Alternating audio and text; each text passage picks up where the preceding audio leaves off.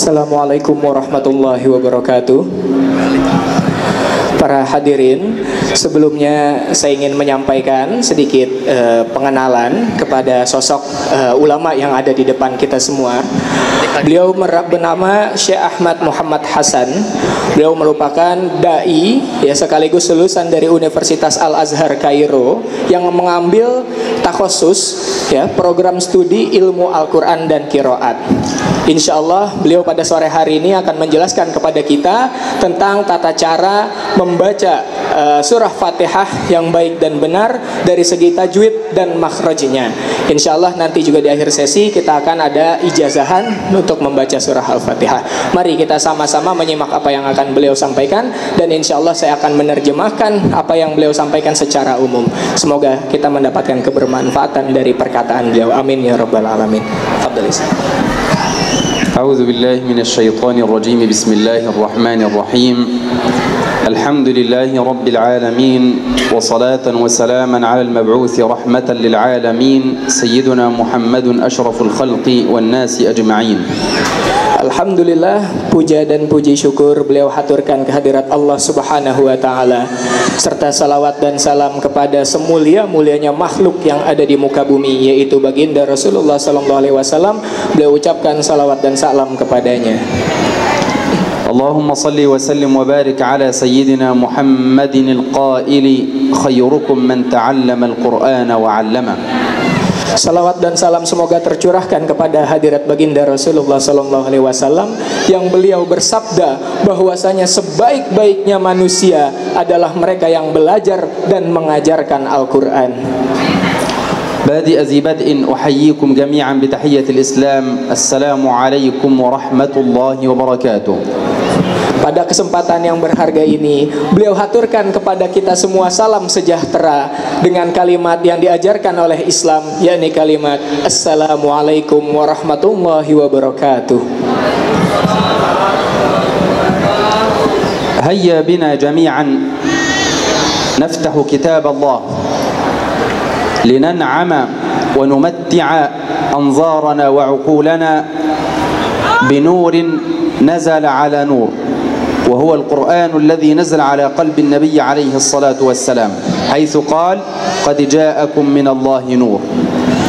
Selanjutnya beliau meminta kepada hadirin sekalian, bagi yang di handphonenya, di gawainya ada aplikasi Al-Quran, untuk senantiasa kita buka, karena kita akan melihat daripada fenomena Al-Quran itu sendiri yang dikatakan oleh Rasulullah SAW bahwasanya Al-Quran adalah cahaya.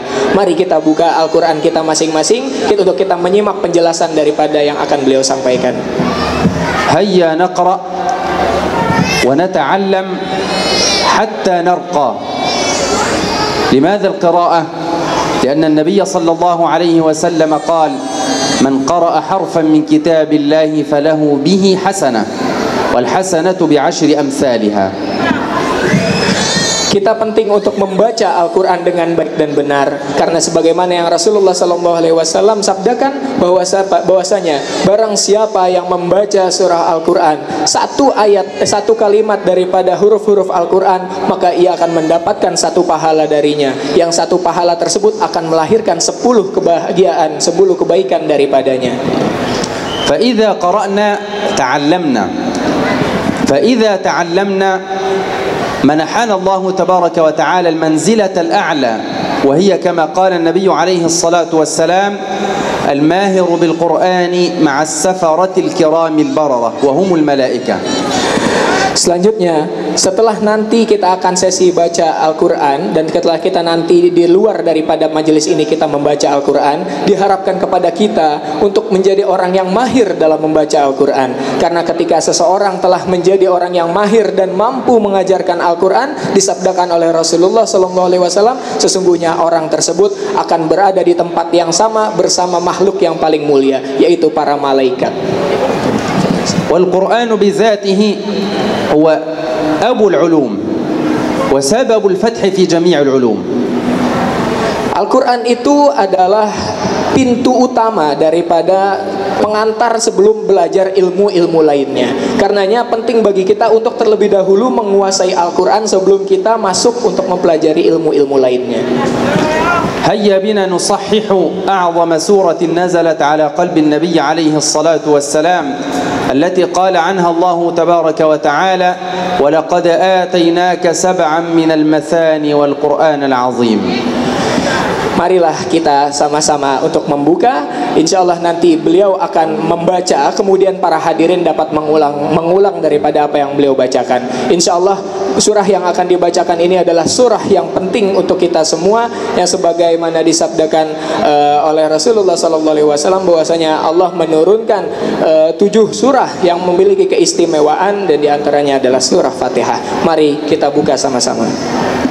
افتتح بها ربنا تبارك وتعالى كتابه الكريم في أوله قال أعوذ بالله من الشيطان الرجيم. Dalam pembukaan di dalam kitab suci Al-Quran, hendaknya kita sama-sama membaguskan sebuah bacaan yang memang Allah ajarkan kepada kita, yaitu bacaan A'udzu billahi minasyaitonir rajim.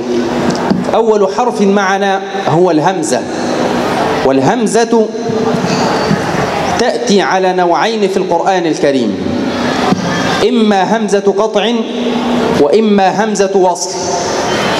همزة القطع هي التي يأتي عليها الفتحة والكسرة والضمة، أما همزة الوصل فلا تقبل أي حركة. Pada kalimat A'udzu billahi minasyaitonir rajim, huruf pertama yang terdapat pada kalimat tersebut adalah huruf hamzah. Sedangkan huruf hamzah di dalam Al-Quran itu terdapat 2 jenis. Ada yang namanya hamzah qata' dan hamzah wasal. Adapun hamzah qata' ialah hamzah yang mampu menerima harokat, baik itu harokat fathah, harokat kasroh maupun harokah dhammah. فتأتي مفتوحة مثل الكلمة التي معنا وهي أعوذ بالله. أولا لابد أن نعرف مخرجها. أولا تخرج الهمزة من أقصى الحلق، أي من أبعد شيء في الحلق، ولا تأتي مفخمة أبدا، فأقول أعوذ. Yang selanjutnya, huruf hamzah yang ada pada kalimat a'udzubillah itu merupakan hamzah qata', yang pada kasusnya itu menerima harokat yang dibaca fathah. Karena dia merupakan huruf yang berharokat, maka dia mempunyai sifat huruf, punya ciri khas daripada pelafalannya. Nah, cara melafalkan huruf hamzah itu melalui ujung bagian dalam daripada leher kita dengan tanpa penekanan. Maka kita akan katakan a'udzu, bukan dengan penekanan. Kalau dengan penekanan maka akan sama seperti huruf ain. Makanya jangan sampai terlalu tekan, tapi hurufnya dari ujung tenggorokan. الحرف الذي بعد ذلك العين، وهو حرف يخرج من وسط الحلق منها هنا، وهو حرف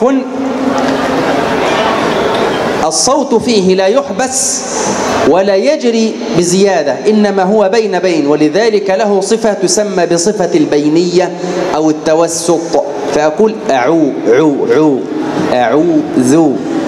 Huruf yang kedua yang harus kita perhatikan dalam pelafalan a'udzubillah itu adalah huruf ain yang muncul setelah hamzah. Huruf ain itu secara makhraj dia berada di tengah-tengah leher kita. Jadi kalau hamzah itu ada di ujung, kalau ain itu ada di tengah-tengah. Karena ada di tengah-tengah, maka dikatakan juga huruf ain ini sebagai huruf wasat atau huruf tengah, karena makhrajnya ada di tengah-tengah. الحرف الذي بعد ذلك الواو، وهو يخرج من الشفتين بامتداد إلى الأمام دون اشتراك في الأنف. لو أن الأنف اشتركت في خروج الواو خرجت الواو خطأ، ولكن أبالغ في امتداد الشفتين إلى الأمام حتى تخرج سليمة، فأقول أعوذ. Yang ketiga, huruf yang ada pada kalimat a'udzubillah itu adalah huruf waw. Yang mana huruf waw ini menegaskan pelafalannya untuk senantiasa kita mengerucutkan mulut kita dengan sedikit dimanyunkan. Nah, sehingga bisa keluar dengan tertib. Jangan sampai makhraj kita, mulut kita terlalu tertutup. atau hidung kita terlalu sesak sehingga nanti huruf yang dihasilkan, bunyi hurufnya tidak akan semulus yang harus sebagaimana semestinya. الحرف الذي بعد ذلك الذال ويخرج من طرف اللسان مع أصول الأسنان العليا ويكون مرققا دائما لأنه مشترك في المخرج مع الظاء، ولكن الفرق بينه وبين الظاء أن الذال مرققة والظاء مفخمة، فأقول أعوذ ذو أعوذ. Huruf yang selanjutnya adalah huruf zal. Huruf zal ini secara sifat dia itu ada di ujung gigi kita. Jadi lidah kita tergigit sedikit oleh kedua gigi kita, akan tetapi dengan tanpa penekanan. Kalau kita menekan daripada pelafalan huruf zal tersebut, itu khawatir akan serupa dengan huruf za. Antara zal dengan za itu mirip-mirip. Bedanya za ini memiliki penekanan yang lebih. أعوذ بالله. اللام مرققة لأن قبل اللام حرف مكسور، واللام ترقق إذا أتى قبلها حرف مكسور، فأقول بالله من الشيطان، لابد أن أرقق الشين مع الياء من الشيء. الراء الألف مفخمة من أجل الطاء، من الشيطان الرجيم. Yang selanjutnya adalah huruf lam. Huruf lam tasydid dalam lafadz Allah di sini itu harus dibaca jelas. Ya, sehingga jangan sampai kita membaca bismillah, tapi bismillah. Lamnya harus dibaca dengan jelas. Demikian juga ro pada lafadz ar-Rahman. Itu juga ro-nya harus dibaca jelas. Jangan sampai ro-nya ini terbaca seperti seolah-olah wow, ar-Rahman. فأنطقها هكذا: أعوذ بالله من الشيطان الرجيم. Ayo kita ulang sama-sama. A'udzu billahi minasyaitonir rajim. Again, مرة ثانية. أعوذ بالله من الشيطان الرجيم.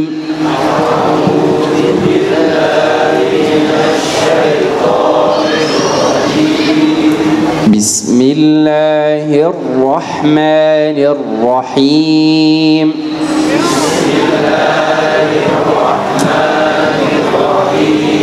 عند خروج الراء المشددة لا عمل للشفتين، إنما العمل للسان، يلصق هكذا. بسم الله هنا بسم الله الرحمن الرحيم. Pada pelafalan huruf ro itu gigi kita tidak perlu ikut diutak-atik. Jadi biarkan gigi kita, yang diperhatikan adalah pergerakan daripada lidah kita. Jadi lidah kita benturkan ke bagian dinding atas gigi kita. Jadi gigi kita tidak perlu ikut gerak. Bismillahirrahmanirrahim.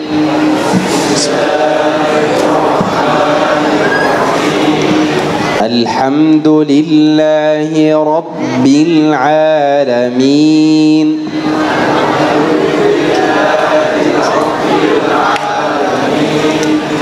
لابد أن أرقق الألف في كلمة العالمين، ليس العالمين. الحمد لله رب العالمين. Pelafalan alif pada huruf alamin itu harus jelas. Jangan sampai seolah-olah kita ngomong o, tapi a. Jelas. Di Rabbil Alamin. Alhamdulillahi Rabbil Alamin.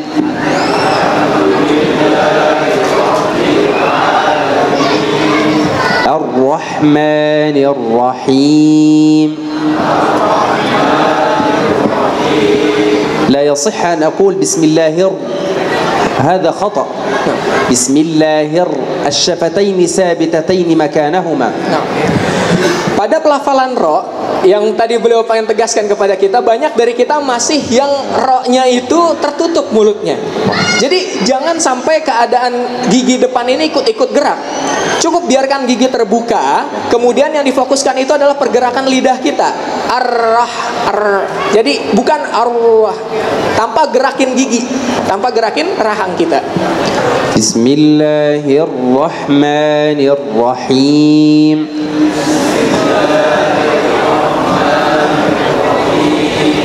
Alhamdulillahi Rabbil Alamin.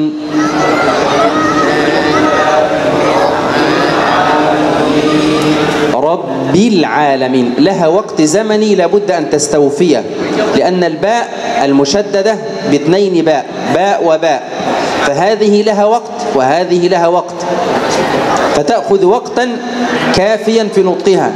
الحمد لله رب العالمين. Yang selanjutnya yang perlu kita perhatikan adalah waktu menahan daripada ba tasdid. Jadi jangan sampai kita kurang waktu. Harus rabbil. Jadi ada penahanan ketika kita sampai di huruf ba. Jangan sampai rabbil alamin, tapi rabbil alamin. Alhamdulillahi rabbil alamin.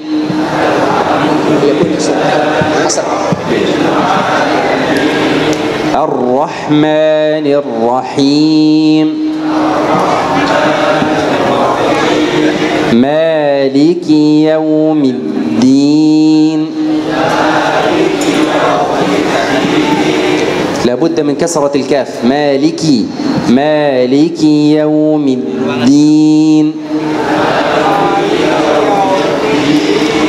إياك نعبد وإياك نستعين.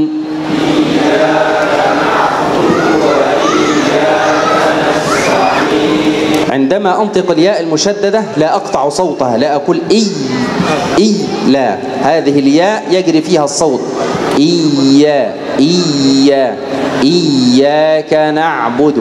Pada pelafalan ya, khus pada kalimat iyyaka, itu jangan sampai kita berhenti di antara ya, jangan sampai kayak gitu, tapi disambung iyyaka Iyyaka na'budu wa iyyaka nasta'in.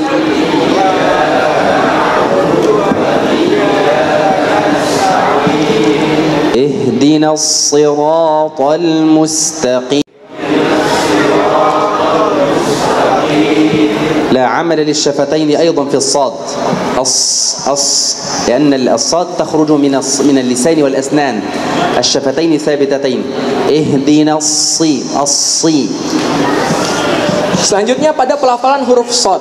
Huruf shad juga sama. Bibir kita nggak perlu ikut berubah-ubah. Jadi pada pelafalan huruf shad itu cukup gigi kita nahan. Jangan sampai ada udara dari dalam terus bibirnya nggak usah ikut gerak.